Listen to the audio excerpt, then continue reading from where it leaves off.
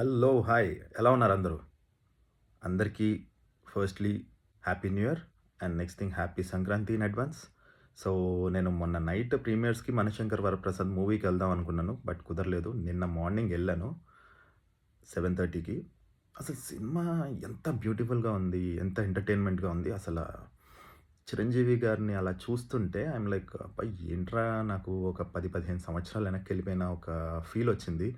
And ఆ type of comedy, so, ఆ type of entertainment, fights, డాన్స్‌లు, ఆయన హుక్ స్టెప్ డాన్స్‌కైతే థియేటర్ ఎరప్ట్ అయిపోయింది.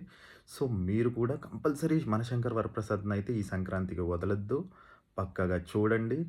ఎంజాయ్ చేస్తారు. ఫ్యామిలీ, మీ పేరెంట్స్, మీ మమ్మీ, డ్యాడీ అందరూ మామూలుగా ఎంజాయ్ చేయరు.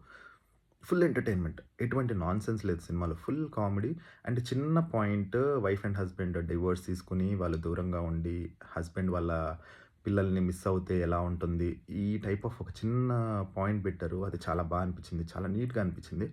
సో, దాంట్లో చిన్న చిన్న మెసేజెస్ ఇచ్చారాయన. ఎవరైతే ఈ డైవోర్స్ అయ్యి ఆ కపుల్ ఉంటారో వాళ్ళకి ఒక చిన్న మెసేజ్ ఇచ్చారు. పిల్లలుండి ఇలా ఉండే వాళ్ళకి.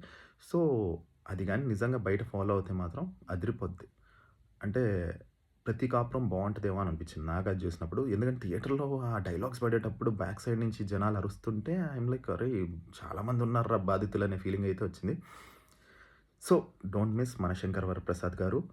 సో, సంక్రాంతికొచ్చేసింది. సో, సంక్రాంతికి బ్లాక్ బస్టర్ అయిపోయింది. సో, ఎవరు మిస్ అవ్వద్దు. మిస్ అవ్వకపోవడం అంటే నేను చెప్పడం వల్ల ఏముందిలే ఆల్రెడీ థియేటర్‌లో దద్దరిల్లిపోతున్నాయి అక్కడ.